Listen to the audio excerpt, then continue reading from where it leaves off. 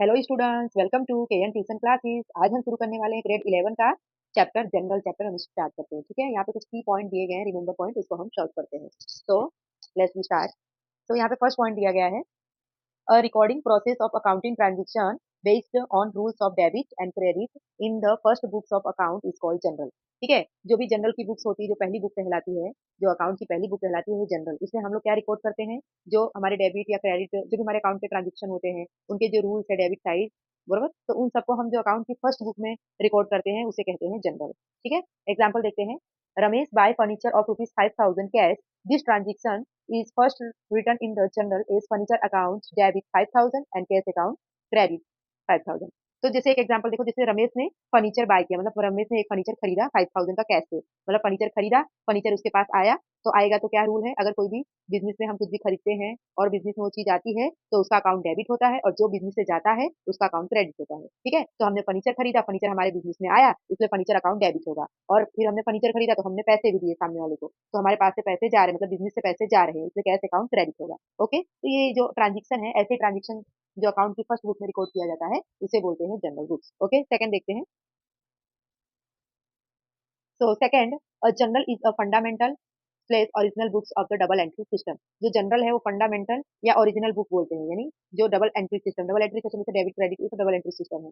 तो जो जनरल है फंडामेंटल और ओरिजिनल बुक है डबल एंट्री सिस्टम का। एग्जांपल देखते हैं। Every transaction, sales, purchase, expense is recorded in the journal first before it goes to the ledger. ठीक है, जैसे कि हम जो ट्रांजेक्शन है, जैसे सेल का ट्रांजेक्शन, जैसे सेल हो रहा है उसका ट्रांजेक्शन होगा, परचेज किया उसका ट्रांजेक्शन, एक्सपेंस यानी खर्चा हुआ, इन सबको हम लोग कहाँ रिकॉर्ड करते हैं? जनरल में पहले रिकॉर्ड करते हैं, उसके बाद में वो लेजर में जाता है, उसका लेजर बनता है। लेजर मतलब उसका खाता बनता है। ठीक है, जैसे सेल का अलग लेजर, लेजर बनेगा सेल लेजर, एक्सपेंस का अलग लेजर बनेगा, परचेज का अलग लेजर बनेगा। तो खाता बनता है, पहले जनरल एंट्री होती है जनरल बुक्स में, उसके बाद में फिर उसका खाता बनता है, लेजर बनता है। ठीक है, जैसे सेल का अलग, परचेज का अलग, एक्सपेंस का अलग। ओके, नेक्स्ट देखते हैं। तो थर्ड नंबर है यहाँ पे, rough book is known as टैचन एंड टिप्पण। जो रफ बुक बोलते हैं, रफ में ऐसे इधर उधर नॉर्मली हम कर देते हैं एंट्री, तो उसे बोलते हैं रफ बुक को, उसे बोलते हैं टैचन एंड टिप्पण। एग्जांपल देखते हैं। A shopkeeper jot down a quick sale of ₹500 on a rough note pad before formally entering it into the journal. जैसे कि एक शॉपकीपर ने jot down a quick sale on 500, जो 500 का अभी क्विक सेल किया, मतलब एक शॉपकीपर ने सेल किया 500 का, तो उसने उसने रफली नोट पैड में ऐसे रिकॉर्ड कर दिया। ठीक है, जनरल में एंट्री करने से पहले से रफली एक नोटबुक में या कोई नोट, जैसे इसमें एग्जांपल नोट पैड है, उसमें उसे रफली इसने रिकॉर्ड कर दिया, जनरल के पहले ही रफली इसने रिकॉर्ड कर दिया, तो वो रिकॉर्ड को क्या बोलते हैं? टैचन एंड टिप्पण। ओके, नेक्स्ट देखते हैं। So fifth number, sorry 4 number बाकी थी। There are two types of discount, trade discount and cash discount. यहाँ पे दो टाइप के डिस्काउंट मिलते हैं। यहाँ पे दो टाइप के डिस्काउंट है, ट्रेड डिस्काउंट और कैश डिस्काउंट। एग्जांपल देते हैं। अ wholesaler gives 20% trade discount on bulk shirt. A shopkeeper give 5% discount for early payment. देखो यहाँ पे क्या बोला है, जैसे ट्रेड डिस्काउंट किसे कहते हैं? जैसे मान लो कि एक होलसेलर है, ठीक है, होलसेलर क्या करते हैं? एक ही प्रोडक्ट बनाते हैं, या तो जो भी वो प्रोडक्ट बनाते हैं वो बहुत सारे क्वांटिटी में रहता है। ठीक है, तब वो क्या करते हैं, जो रिटेलर आते हैं वो होलसेलर से कुछ मतलब समझ लो कि जैसे यहाँ पे शर्ट की बात की गई है, तो जो होलसेलर है वो बहुत सारा शर्ट बनाता है, तो जो रिटेलर आया बोले कि भाई मुझे 30, 35 या 40 मुझे शर्ट दे दो, तो इतने अमाउंट में वो बल्क यानी बहुत ज्यादा अमाउंट में रिटेलर शर्ट खरीद रहा है होलसेलर से, तो होलसेलर क्या कर देता है? उसको डिस्काउंट दे देता है कि लो भाई तुम मेरा इतना सारा शर्ट खरीद रहे हो, मतलब मेरा इतना सारा गुड्स खरीद रहे हो, तो मैं आपको 20% डिस्काउंट दे देता है। तो इसे बोलते हैं ट्रेड डिस्काउंट। अभी यहाँ पे नेक्स्ट देखते हैं cash discount. Shopkeeper gives 5% discount for early payment. अब देखो ये कैश डिस्काउंट क्या होता है? जैसे कि शॉपकीपर है, ठीक है, शॉपकीपर ने, दुकानदार ने किसी कस्टमर को बेचा, ठीक है, उसी जान पहचान है, उसने बोला यार अभी मैं अभी पैसे नहीं दे पाऊंगा। ठीक है, लेकिन शॉपकीपर बोला अगर तुम अभी पैसे दे दोगे मतलब, तो मैं तुमको 5% डिस्काउंट दे दूंगा। ठीक है, तो इसे बोलते हैं कैश डिस्काउंट। समझ में आया? जैसे कि भाई कोई शॉपकीपर है, ठीक है, और कोई कस्टमर है, और शॉपकीपर कस्टमर में अच्छी दोस्ती है, अब ऐसा ही भाई उसके पास वो क्रेडिट पे खरीद रहा है कि भाई उधार पे मुझे इतना दे दो, तो शॉपकीपर बोलता है नहीं, अगर तुम अभी अभी मुझे पेमेंट कर दोगे तो ये जो गुड्स है, ये भाई चलो अगर 500 का गुड्स है तो मैं तुमको 450 में ही दे दूंगा, 50% डिस्काउंट दे दूंगा। तो इस तरह से उसको बोलते हैं कैश डिस्काउंट। नेक्स्ट देखते हैं 5 number. Trade discount is not recorded in the books of account. जो ट्रेड डिस्काउंट होता है ना, वो अकाउंट की बुक में रिकॉर्ड नहीं होता है। While cash discount is recorded in the books of account. और जो कैश डिस्काउंट होता है वो अकाउंट की बुक में रिकॉर्ड होता है। एग्जाम्पल देखते हैं। Example MRF 1000 rupees 1000 shirt with 40% trade discount. Invoice so only 600, no separate entry. देखो अब इसमें जैसे इसमें क्या बोला है, जैसे कि शर्ट ही है, एक शर्ट की कीमत कितनी है 1000। ये होलसेलर, मान लो होलसेलर और रिटेलर की बात है, होलसेलर में बहुत सारा शर्ट मैन्युफैक्चर करता है, तो उसने एक शर्ट की उसकी कीमत है 1000, बट उसने क्या किया, रिटेलर को 40% ट्रेड डिस्काउंट दे दिया, मतलब वो शर्ट को 40% नहीं देना, उसको डिस्काउंट दे दिया, यानी वो शर्ट पड़ा 600 में। तो उसको 600 में एक शर्ट पड़ा है, शर्ट कितने की 1000 की, बट 40% उसने डिस्काउंट दे दिया, तो माफ कर दिया, जाओ इतना तुमको 40% नहीं देना है। जो शर्ट की कीमत 1000 है वो सिर्फ तुमको 600 ही देना है, 1000 की शर्ट है तुमको सिर्फ 600 देना है। तो पर इतना वो डिस्काउंट क्यों कर रहा है, क्योंकि वो एक शर्ट नहीं खरीद रहा है, वो बल्क में खरीद रहा है, यानी बहुत ज्यादा क्वांटिटी में रिटेलर खरीद रहा है, इसके लिए उसने उसको डिस्काउंट दे दिया 40%, बराबर। तो इसकी है ना सेपरेट एंट्री नहीं होगी, और इसकी अकाउंट की बुक में इसकी रिकॉर्ड नहीं होती है जो ट्रेड डिस्काउंट है, ठीक है। But 5% discount on early payment discount, discount, okay. तो यहाँ पे, तो यहाँ पे क्या बोला है कि but 5% off discount on early payment discount allow और received account entry is match. अब यहाँ पे क्या है कि ये जो बोल रहा है कि 5% डिस्काउंट, उसकी एंट्री होगी अकाउंट के बुक में, ओके। क्यों, क्योंकि इसमें क्या होता है कि कैश डिस्काउंट है, ये अर्ली पेमेंट किया है, ठीक है। क्रेडिट पे कर रहे थे, लेकिन उसने बोला क्रेडिट पे कर रहे थे, तो उसने बोला अगर आप जल्दी कर दोगे, आप क्रेडिट पे नहीं कैश पे ही कर दोगे और जल्दी कर दोगे, तो उसने डिस्काउंट दे दिया, ठीक है। जैसे हमने ऊपर देखा, उसने 5%, ऊपर के एग्जाम्पल में हमने देखा 5% का उसने डिस्काउंट दे दिया, तो जो अर्ली पेमेंट कर देता है उसको, जैसे उसको डिस्काउंट दिया जाता है, उसकी अकाउंट के बुक में एंट्री होती है। तो किस नाम से एंट्री होती है, तो डिस्काउंट अलाउड और रिसीव्ड, ऐसे अकाउंट करके बनता है, उसकी एंट्री होती है। नेक्स्ट देखते हैं 6 number. The purpose of the trade discount is generally so that retailer can sell goods at a printed price. अब यहाँ क्या बोला, the purpose of trade discount का पर्पस क्या है, तो purpose is generally so that retailer can sell goods at a printed price, ठीक है। जैसे कि एग्जांपल देखते हैं, retailer buy a shirt of ₹600 after trade discount and sell at printed price 1000, earning ₹400 margin, ठीक है। अब इसमें क्या बोला है कि जो पर्पस है ट्रेड डिस्काउंट का, is generally so that retailer can sell goods eight printed price. जो भी मतलब जो भी, जैसे कि अभी होलसेलर है, उसने 1000 की शर्ट पे 40% डिस्काउंट देकर यानी 600 ही लिया, मतलब उसने 1000 का जो शर्ट है उसने 600 में बेचा, किसको, रिटेलर को। अब रिटेलर किसमें बेचेगा, रिटेलर तो 1000 ही लेगा, ठीक है। जो प्रिंटेड प्राइस है वही सेल करेगा रिटेलर। रिटेलर को भले एक शर्ट 600 में पड़ा है, 1000 की शर्ट रिटेलर को 600 में पड़ा है, बट वो बेचेगा कैसे, रिटेलर शॉप उसको कस्टमर को बेचेगा कि प्रिंटेड जो प्राइस है उसी में ही बेचेगा, मतलब 1000 का जो है वो 1000 में ही बेचेगा, ऐसा नहीं कि उसने 600 में खरीदा है होलसेलर से, तो फिर वो कस्टमर को भी 600 में बेचेगा, नहीं, वो 1000 में ही बेचेगा, ओके। तो यहाँ पे क्या लिखा हुआ है कि the purpose of the trade discount is generally so that retailer can sell goods at the printed price only. इसका पर्पस यही है कि जो रिटेलर है वो जो गुड्स को सेल करेगा, वो जो प्रिंटेड प्राइस है उसी पर ही सेल करेगा, ओके। नेक्स्ट देखते हैं 7 number. Cash discount is given so that customer can make their payment on और बिफोर टाइम। कैश डिस्काउंट जो होता है वो इसलिए दिया जाता है कि जैसे कस्टमर उसका पेमेंट पहले उसी समय पे या पहले कर दे, ठीक है, इसलिए कैश डिस्काउंट दिया जाता है। जैसे एग्जांपल देखते हैं, pay within 10 days and get 5% off, encourage the customer to clear dues quickly. जैसे कोई कस्टमर है, ठीक है, शॉपकीपर ने बोला कि अगर ये सामान तुम खरीद रहे हो और इसका पेमेंट तुम 10 दिन के पहले ही कर दोगे, तो तुमको 5% ऑफ है, मतलब 5% डिस्काउंट है, तुमको वो 5% देना नहीं है। तो कस्टमर क्या करेगा, क्लियरली मतलब क्विकली जल्दी से वो अपना पेमेंट करेगा, या तो फिर कस्टमर को ऐसा होगा कि नहीं, मैं जल्दी से, वो इंकरेज हो जाएगी कि मुझे जल्दी से पेमेंट करना है, तो मुझे 5% ऑफ मिलेगा, मुझे 5% देना नहीं पड़ेगा शॉपकीपर को, ठीक है। इसलिए जो कैश डिस्काउंट होता है वो कस्टमर जल्दी से अपना पेमेंट कर दे, या तो टाइम से, जो टाइम दिया उसके पहले ही वो पेमेंट कर दे, इसके लिए इसको डिस्काउंट दिया जाता है, ओके। नेक्स्ट पॉइंट देखते हैं 8 number. When a businessman pay or receive a ledger amount at the time of final settlement, the short amount is known as allowance. Allowance मतलब छूट होता है। अगर बिजनेसमैन है, जैसे कि कोई भी बिजनेसमैन है, वो कुछ भी पे कर रहा है, यानी कुछ दे रहा है या फिर कुछ भी ले रहा है कम अमाउंट में ही, फाइनल सेटलमेंट के समय कम अमाउंट में ही पे कर दे, तो ये जो शॉर्ट अमाउंट होता है उसे बोलते हैं अलाउंस, यानी छूट। देखते हैं example, adapter adapter owing 10,000 pay only 9,800 is full settlement, the 200 difference is an allowance। ठीक है, जो डेप्टर है, ठीक है, डेप्टर ने, डेप्टर को क्या करना है, 10,000 पे करना है, लेकिन उसने फाइनल सेटलमेंट के लिए उसने क्या किया, खाली 9,800 में ही उसको कर दिया, सेटलमेंट कर दिया, मतलब 200 की क्या, जो 200 डिफरेंस आ रहा है वो कसर कहते हैं, यानी अलाउंस, यानी छूट कहते हैं। फाइनल सेटलमेंट के समय बोलते हैं ना, अरे भाई इतने में देना, अच्छा इतने में दे दो, चलो कोई बात नहीं, जाने दो। उसको मतलब वो उसको बोलते हैं कसर, बोलते हैं ना, छूट होता है, छोटा सा अमाउंट होता है जिसको फाइनल सेटलमेंट के अमाउंट की कम, फाइनल सेटलमेंट जब होता है लास्ट में, तो जो छोटा अमाउंट है उसको माफ कर दिया जाता है, छूट छोड़ दिया जाता है, तो उससे बोलते हैं अलाउंस यानी कसर। चलो नेक्स्ट देते हैं, advertisement expense is debited at the cost price of the goods when goods are distributed as a free sample advertisement मतलब कोई भी चीज की एडवर्टाइजमेंट करते हैं तो जो सैंपल की तहत जैसे सैंपल लेके आते हैं उसको फ्री में ही डिस्ट्रीब्यूट कर देते हैं, तो उसे बोलते हैं एडवर्टाइजमेंट एक्सपेंस, इसको डेबिट करते हैं, ठीक है।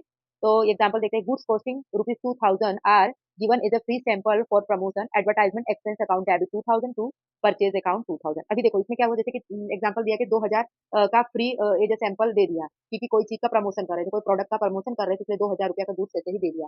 तो इसको कैसे एंट्री होगी, एडवर्टाइजमेंट एक्सपेंस आएगा, क्योंकि एडवर्टाइजमेंट एक्सपेंस तो है, खर्चा तो है ही, इसलिए एडवर्टाइजमेंट एक्सपेंस अकाउंट डेबिट होगा और हमारा कैश जा रहा है, बट यहाँ पे कैश नहीं लिखेंगे, गुड्स जा रहा है ना, गुड्स जा रहा है, इसलिए यहाँ पे कैश अकाउंट नहीं आएगा, यहाँ पे आएगा परचेज अकाउंट, ठीक है, क्योंकि गुड्स है इसके लिए यहाँ पे आएगा परचेज अकाउंट, क्रेडिट आएगा, ठीक है। तो कोई भी एडवर्टाइजमेंट एक्सपेंस होता है वो ऑलवेज डेबिट होता है, क्योंकि वो एक तरह से खर्चा है बिजनेस का, इसलिए उसका अकाउंट डेबिट करते हैं। और कैश बिजनेस में जा रहा है, बट यहाँ पे गुड्स जा रहा है, गुड्स एज अ सैंपल के तहत गुड्स को डिस्ट्रीब्यूट कर रहे हैं, जो 2000 की गुड्स है, मतलब 2000 की गुड्स जा रही है, तो गुड्स की वजह से यहाँ पे परचेज अकाउंट क्रेडिट करेंगे। नेक्स्ट देखते हैं 10 number, if personal expense of the owner is paid from the business drawing account debit, अगर पर्सनल एक्सपेंस है, पर्सनल जैसे ओनर यानी बिजनेस में, बिजनेस का जो मालिक है, ओनर है, वो अगर पर्सनल एक्सपेंस यानी खुद के खर्चे के लिए अगर वो बिजनेस से निकाल रहा है तो ड्राइंग अकाउंट डेबिट आएगा, क्या आएगा, ड्राइंग अकाउंट, ठीक है। एग्जाम्पल देखते हैं, ओनर पे his child school fees of ₹3000 from business cash, ठीक है, जैसे कि बिजनेस में से ओनर ने 3000 निकाला अपने बच्चे के स्कूल के फीस के लिए, तो यहाँ पे बिजनेस में से ऑनर यानी बिजनेस का जो मालिक है उसने खुद के खर्चे के लिए, खुद के बच्चे के फीस के लिए उसने पैसे निकाले, इसलिए ड्राइंग अकाउंट डेबिट आएगा 3000, और कैश बिजनेस में से जा रहा है तो कैश अकाउंट क्रेडिट आएगा। ओके, नेक्स्ट देखते हैं 11 number, purchase account will be debited when we pay carriage amount on behalf of the purchaser, ठीक है। अब इसका मतलब क्या है, एग्जाम्पल देखते हैं, अ सेलर पे 200 कैरीज ऑन बायर्स बिहाफ, जैसे कि सेलर है जो गुड्स सेल करता है, सेलर है, ठीक है, तो उसने क्या किया, कैरी, कैरी यानी भाड़ा बोलते हैं, लारी भाड़ा ऐसा बोलते हैं, तो जो भाड़ा का पैसा है वो सेलर ने पे किया, किसके बदले, बायर के बदले में, तो यहाँ पे आएगा परचेजर्स अकाउंट डेबिट, परचेजर मतलब बायर जो खरीदार है, ठीक है, उसका अकाउंट डेबिट आएगा, और कैश बिजनेस से जा रहा है इसलिए उसका अकाउंट क्रेडिट आएगा, समझ में आया। जैसे कि मान लो सेलर है, सेलर अगर कोई चीज बेच रहा है तो जो बायर है, जो खरीदने वाला है, वही उस चीज को ले जाएगा, ठीक है, बट बायर के बिहाफ में सेलर भेज रहा है, तो ये बायर के नाम से एंट्री होगी, क्या होगा, purchaser account debit means buyer account debit 200 to cash account credit, क्योंकि कैश बिजनेस से जा रहा है तो कैश अकाउंट क्रेडिट आएगा। ओके, नेक्स्ट देखते हैं 12 number, drawing account debited when income tax is paid from the business, income tax refund is credit to capital account. अभी देखते हैं यहाँ पे, owner's income tax of ₹5000 paid from business. अब यहाँ पे क्या देखा है कि यहाँ पे लिखा है कि जो बिजनेस है, ठीक है, बिजनेस में से ऑनर यानी जो मालिक है उनका इनकम टैक्स दिया गया 5000, बिजनेस में से दिया गया, मालिक का इनकम टैक्स दिया गया, ठीक है, ऑनर का इनकम टैक्स बिजनेस में से दिया गया, इसलिए वो पर्सनल अकाउंट में आता है, इसलिए ड्राइंग अकाउंट क्या आएगा, डेबिट आएगा, और कैश जा रहा है इसलिए कैश अकाउंट क्रेडिट आएगा, ठीक है। यहाँ पे लिखा है drawing account is debited when income tax is paid from the business, अगर बिजनेस में से अगर इनकम टैक्स ऐड किया जा रहा है तो ड्राइंग अकाउंट डेबिट आएगा, income tax refund is credit to capital account, और अगर इनकम टैक्स रिफंड आ रहा है तो वो कैपिटल अकाउंट के नाम से क्रेडिट होगा। नेक्स्ट देखते हैं, goods received as a free sample is not recorded, ठीक है, जैसे देखते हैं example, a company send a free sample worth ₹100 to shop, no journal entry is made for receiving it, ठीक है, goods received as a free sample is not recorded, goods मिला है free sample as a sample, ठीक है, business में या कहीं पर भी गुड्स मिला है सैंपल के तौर पे, फ्री मिला है तो इसकी रिकॉर्ड नहीं होगी। A company send a free sample worth ₹100 at a shop, company ने क्या किया, भेजा free sample 100 at a shop में भेजा, तो no journal entry is made for receiving it, तो जो मिला है सैंपल के तहत जो मिला है, सैंपल के तहत फ्री में जो मिला है उसकी रिकॉर्ड नहीं होगी, ठीक है। नेक्स्ट देखते हैं, if expense are paid on purchasing an asset, they are all add to the cost of the asset and debited to the assets account. Example, brokerage is added to investment amount in share, wages of installment are added to the price of machine, okay, जैसे यहाँ पे क्या लिखा है, जैसे यहाँ पे machine cost 50,000 plus instalment wages 2000, तो machine account is debited total 52,000। जैसे यहाँ पे क्या लिखा है कि जो एक्सपेंस होता है ना, जो भी परचेज करते हैं एसेट, ठीक है, उसका जो एक्सपेंस होता है, ठीक है, they are all added to cost of the asset, वो सब ऐड हो जाएंगे एसेट्स में, और and debited to the asset account, और वो सब एसेट अकाउंट के नाम से डेबिट होगा। जैसे यहाँ पे लिखा हुआ है ब्रोकेज है, brokerage added to investment amount in share, ठीक है, शेयर में जो ब्रोकेज आता है वो, प्लस वेजेस ऑफ इंस्टॉलमेंट, ये सारे मशीन के प्राइस में ऐड होंगे, मतलब अलग अलग एंट्री करने की जरूरत नहीं है, machine cost plus instalment wages इन दोनों को ऐड करेंगे तो हो जाएगा टोटल 52,000, तो मशीन अकाउंट करके हम डेबिट करेंगे 52,000। ओके, नेक्स्ट देखते हैं, when cash is withdrawn for office expense from bank, the cash balance of business is increased, example देखते हैं, 1000 withdraw from the bank for office use, 1000 रुपया बैंक में से लिया ऑफिस के यूज के लिए। तो कैश अकाउंट डेबिट, क्योंकि कैश आ रहा है बिजनेस में इसलिए कैश अकाउंट डेबिट आएगा, और देने वाला कौन है, बैंक, तो बैंक अकाउंट क्रेडिट, तो बैंक अकाउंट 1000 क्रेडिट होगा। कैश इन हैंड इंक्रीज, और हाथ बोलते हैं कैश इन हैंड, एंड हाथ पर का जो कैश है वो इंक्रीज हुआ है, ठीक है। मतलब कहने का मतलब क्या है, when cash is withdraw for office expense from bank, bank में से ऑफिस के खर्चे के लिए कैश निकाला, बैंक में से निकाला, तो cash balance of business is increase, तो कैश बैलेंस बिजनेस का जो है इंक्रीज होगा, ठीक है। नेक्स्ट देखते हैं 16 number, bank charge in an expense, bank charge क्या है, एक तरह से खर्चा है, therefore it is debited, इसलिए उसका अकाउंट डेबिट करते हैं। Interest on bank balance is an income, बराबर, बैंक बैलेंस का इंटरेस्ट मिला है, ब्याज मिला है, इनकम हुआ है, तो बिजनेस का क्या है, इनकम है, therefore it is credited, इसलिए उसको क्या करते हैं, क्रेडिट करते हैं, यानी जमा करते हैं। तो बैंक एग्जाम्पल देते हैं, bank deduct 50 as a charge, bank ने क्या किया, माइनस कर दिया, क्यों, बैंक ने बिजनेस का जो चार्जेस है, मतलब बैंक ने माइनस किया बिजनेस का जो चार्ज है उसको डिडक्ट किया 50, माइनस किया, तो bank charge account debit 50, bank due 200 interest, bank ने 200 का इंटरेस्ट दिया बिजनेस को, तो bank account debit, okay, and interest received account credit, इस तरह से एंट्री होगी। फिर से देखते हैं, जैसे यहाँ पे क्या लिखा, बैंक चार्ज क्या है, बिजनेस का एक तरह से खर्चा है, एक्सपेंस है, तो उसकी एंट्री क्या होगी, तो bank deduct ₹50 as a charge, तो bank account debit, okay, and bank interest on bank balance is an income, और इंटरेस्ट बैंक बैलेंस का इंटरेस्ट है वो इनकम है, इसलिए उसका अकाउंट क्या करेंगे, क्रेडिट करेंगे, तो interest received account credit, okay. Number, if bank balance is increase bank account debit, अगर बैंक बैलेंस बढ़ रहा है बिजनेस का तो बैंक अकाउंट डेबिट होगा। इफ बैंक बैलेंस डिक्रीज, और बैंक बैलेंस डिक्रीज हो रहा है, घट रहा है, तो बैंक अकाउंट क्रेडिट होगा। एग्जाम्पल देखते हैं, डिपॉजिट ऑफ ₹500 इंटू बैंक, अब यहाँ पे एग्जाम्पल देखो, यहाँ पे लिखा है डिपॉजिट किया 5000 बैंक में 5000 रुपया भरा, तो बैंक अकाउंट डेबिट, तो बैंक अकाउंट क्या होगा, डेबिट होगा। और विथड्रॉइंग ऑफ ₹2000 फ्रॉम बैंक, और बैंक में से 2000 रुपया निकाला, विथड्रॉ यानी बैंक में से निकाला, तो बैंक अकाउंट क्या होगा, क्रेडिट होगा। समझ में आया, अगर बैंक में हम भर रहे हैं, या समझ लो कि बैंक में बिजनेस पैसा डाल रहा है तो बैंक अकाउंट डेबिट होगा, और बिजनेस बैंक में से पैसा निकाल रहा है तो उसका अकाउंट क्रेडिट होगा, तो बैंक अकाउंट क्रेडिट होगा, ओके। नेक्स्ट देखते हैं, interest on borrowed loan is an expense of business, ठीक है, मान लो बिजनेस ने लोन लिया है, ठीक है, लोन लिया है तो उसके ऊपर का इंटरेस्ट क्या होगा, बिजनेस के लिए एक्सपेंस होगा। Interest on land loan is an income of business, और अगर लैंड लोन है तो उसके ऊपर जो ब्याज मिल रहा है बिजनेस को, वो बिजनेस के लिए इनकम है। एग्जाम्पल देखते हैं, बिजनेस पे of ₹1000 interest on loan taken, ठीक है, तो यहाँ पे क्या है, बिजनेस ने पे किया, यानी बिजनेस ने दिया 1000 का इंटरेस्ट दिया बैंक, जो लोन लिया था बिजनेस ने, उस बिजनेस ने जो 1000 का लोन लिया था, वो लोन का जो 1000 रुपीज है वो मतलब बिजनेस ने दिया, तो बिजनेस के लिए वो क्या है, एक्सपेंस है, तो expense, and business earn 800 interest on money lend to others. अब दूसरी तरफ क्या है, बिजनेस ने क्या किया, इंटरेस्ट दिया, बिजनेस ने कहीं पे लैंड लैंड या फिर भाड़ा बोलते हैं ना, आवक, ठीक है, लोन की आवक ये बिजनेस को मिल रहा है, तो बिजनेस के लिए वो क्या होगा, इंटरेस्ट होगा, ठीक है, बिजनेस का वो इंटरेस्ट उसको मिल रहा है, बिजनेस ने कहीं पे पैसा लगाया था, कहीं पे उसको लैंड लॉर्ड का पैसा मिल रहा है, तो बिजनेस के लिए वो इंटरेस्ट होगा, इसलिए वो इनकम होगा, इसलिए यहाँ पे इनकम अकाउंट इंक्रीज होगा, ओके। नेक्स्ट देखते हैं, सिंस बैड डेब्ट is a loss of business, जो बैड डेब्ट है वो बिजनेस का लॉस है, इट इज डेबिटेड, जो भी लॉस होता है उसको डेबिट डेबिट करते हैं, तो बैड डेब्ट अकाउंट क्या होगा, डेबिट होगा। बैड डेब्ट रिटर्न इज अ रेवेन्यू, अब बैड डेब्ट रिटर्न क्या होता है, बैड डेब्ट मतलब लॉस हो गया, लेकिन अगर वो लॉस हुआ, अगर हमको मिल रहा है, अगर लॉस हुआ हमको मिल रहा है तो वो रेवेन्यू कहलाएगी बिजनेस को, तो इट इज, ओके। तो यहाँ पे क्या बोला है, बैड डेब्ट रिटर्न इज अ रेवेन्यू, अगर बैड डेब्ट हुआ, अगर मान लो बिजनेस को नुकसान, बैड डेब्ट मतलब एक तरह से बिजनेस का पैसा डूब गया, ठीक है, इसलिए उसका अकाउंट डेबिट होता है, बट अगर वो इन फ्यूचर अगर वो बैड डेब्ट जो डूबा हुआ पैसा है वो अगर मिल रहा है बिजनेस को, तो वो बिजनेस के लिए रेवेन्यू कहलाएगा, so it is credited to bad डेब्ट रिटर्न अकाउंट, तो उसकी एंट्री होगी बैड डेब्ट रिटर्न अकाउंट करके, वो क्रेडिट होगा। एग्जाम्पल देखते हैं, अ डेब्टर फेल्स टू पे 3000, एक डेप्टर था बिजनेस का, डेप्टर मतलब जो बिजनेस को पैसा देने वाला था, ठीक है, बिजनेस ने कभी उसको पैसा दिया होगा तो बिजनेस को वापस वो डेप्टर उसको पैसा देने वाला था, बट वो फेल होगा, वो यानी बिजनेस को पैसा नहीं मिला, तो बिजनेस क्या करेगा, बैड डेप अकाउंट डेबिट करेगा, तो बिजनेस क्या करेगा, बैड डेप अकाउंट डेबिट करेगा। लेटर ही पे इट बैक, ठीक है, अब कुछ समय के बाद में उसने जो बैड डेप था उसने रिटर्न कर दिया पैसा, तो क्या आएगा, एंट्री फिर होगी bad debt return account credit होगा। समझ में आया, डेप्टर मतलब डेप्टर यानी जो बिजनेस से पैसा लिया है, ठीक है, अब वो बिजनेस से पैसा लिया तो वो डेप्टर को तो बिजनेस को पैसा देना ही पड़ेगा ना, लेकिन अब डेप्टर ने पैसा नहीं दिया, तो उसके वो उसकी फिर एंट्री क्या होगी, बैड डेप अकाउंट डेबिट होगा। लेकिन कुछ समय के बाद में अगर वो डेप्टर दे रहा है पैसा, ठीक है, तो उसको फिर एंट्री बिजनेस में क्या होगी, उसकी entry bad debt return account credit, क्या होगा, bad debt return account credit. Next देखते हैं 20 पॉइंट,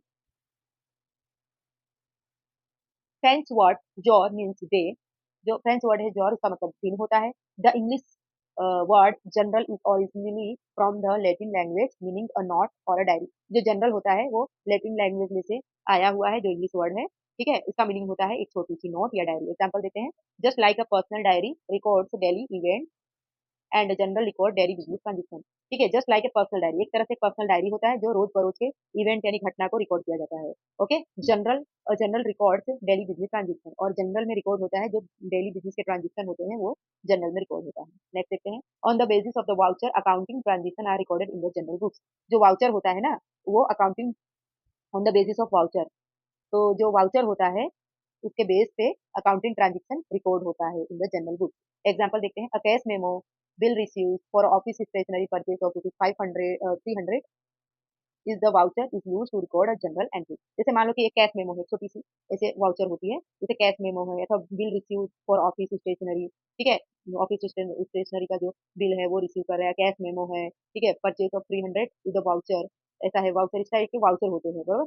तो is use to record the journal entry, की जो वाउचर होते हैं इसके ऊपर से भी जनरल एंट्री में रिकॉर्ड होती है। वाउचर की भी, वाउचर है, अगर कोई भी वाउचर है तो उस वाउचर के आधार पे भी जनरल एंट्री रिकॉर्ड होती है। नेक्स्ट देखते हैं, narration provide information about the transaction being purchase, being furniture purchase for cash return below an entry is the narration. अब यहाँ क्या बोला, narration provide information about the transaction. जैसे example, being furniture purchase for cash, furniture हमने purchase किया cash से, तो return below and entry is the narration. तो ऐसा मतलब नरेशन रखना पड़ता है। नरेशन मतलब क्या होता है, जैसे कोई भी ट्रांजेक्शन है, ठीक है, तो उसकी जो भी अमाउंट, जैसे narration provide information about the transaction, जो भी ट्रांजेक्शन हुआ है उसका नरेशन अगर लिख देते हैं तो हमको ट्रांजेक्शन पता चल जाता है कि क्या ट्रांजेक्शन है। जैसे कि फर्नीचर खरीदा, फर्नीचर परचेज किया कैश से, तो नीचे एक नरेशन लिखना पड़ता है। एंट्री कर दिया ये डेबिट वो क्रेडिट, फिर नीचे एक नरेशन लिखना पड़ता है, बिन फर्नीचर परचेज फॉर कैश। तो वो जो नरेशन होता है उसके अगर हम नरेशन पढ़ते हैं तो हमें पता चल जाता है कि ट्रांजेक्शन क्या हुआ है। सो ये बहुत इंपॉर्टेंट है नरेशन। नेक्स्ट देखते हैं, ledger folio number is called LF. LF number means ledger folio number. जैसे देखो यहाँ पे लिखा है example, if cash account on the page 12 of the ledger, so 12 is written is the लिफो LF number in the journal entry. तो इस तरह से लिफो मतलब लेजर फोलियो नंबर का यूज होता है। नेक्स्ट देखते हैं, capital is a liability of a business while drawing drawing is a receivable of the business. Capital एक तरह से बिजनेस की लाइबिलिटी है, और जबकि ड्राइंग मतलब उपहार वो बिजनेस की रिसीवेबल अमाउंट है। ओके, तो यहाँ पे क्या बोला है, कैपिटल, अभी यहाँ पे क्या बोला, capital is a liability while drawing is a receivable amount. Example देखते हैं, owner invest 1 lakh capital, business on this to the owner. देखो अभी इसमें क्या है कि ऑनर यानी जो बिजनेस का मालिक है इसने इन्वेस्ट किया 1 लाख रुपया बिजनेस में लगाया, तो इसीलिए कैपिटल जो है वो business on to the owner. ठीक है, owner withdraw 5,000 for personal use, अगर मालिक ने 5,000 पर्सनल यूज के लिए लिया तो ड्रॉइंग अकाउंट आएगा। Owner owns this to the business, ये सब बिजनेस के अंदर ऑनर करता है। ठीक है, बिजनेस में अगर मालिक को पैसा लेकर आता है तो कैपिटल अकाउंट डेबिट होता है, मतलब सॉरी कैपिटल अकाउंट की एंट्री होती है, जो कि आगे आप पढ़ेंगे तो बैलेंस शीट में होगी इसकी एंट्री। और अगर वो पर्सनल यूज के लिए लेके जाता है तो ड्रॉइंग अकाउंट वो भी बैलेंस शीट में, आगे जब आप पढ़ते जाएंगे तो आपको बैलेंस शीट रेडी करने के लिए आएगा तो इसमें एंट्री होती है। ठीक है, नेक्स्ट देखते हैं point, to types of the financial transaction made with the bank, cash transaction and non cash transaction. दो प्रकार के ट्रांजेक्शन बनते हैं। ठीक है, देखते हैं एग्जाम्पल।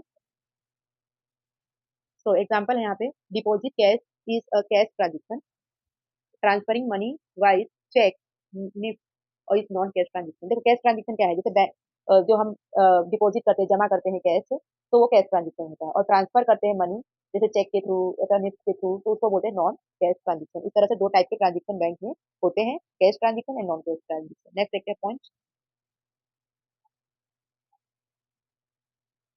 नेक्स्ट पॉइंट है यहाँ पे, interest on bank balance is an income of the business. बरोबर, जो बैंक बैलेंस होता है, बैंक में जो बैलेंस है, ठीक है, उसका जो इंटरेस्ट होता है यानी ब्याज मिलता है, वो बिजनेस के लिए इनकम है। ठीक है, जैसे बिजनेस का बैंक बैलेंस है और उसमें ब्याज मिल रहा है, बिजनेस को ब्याज मिल रहा है तो बिजनेस के लिए इनकम हुआ। While interest on bank overdraft it is a expense of a business. तो अगर बैंक ओवरड्राफ्ट है, बरोबर, यानी उसके ऊपर अगर इंटरेस्ट है तो बिजनेस के लिए खर्चा है। ठीक है, bank gives 150 interest on saving. जैसे मान लो कि बिजनेस का बैंक अकाउंट है और बैंक ने क्या दिया बिजनेस को, 150 रुपीज इंटरेस्ट दिया, क्योंकि इतना ज्यादा उन्हें पैसा बिजनेस बिजनेस वालों ने बिजनेस वालों ने बैंक में पैसा जमा किया है, तो उसके ऊपर जो बैंक इंटरेस्ट देती है बिजनेस को, तो बिजनेस के लिए क्या है, इनकम है।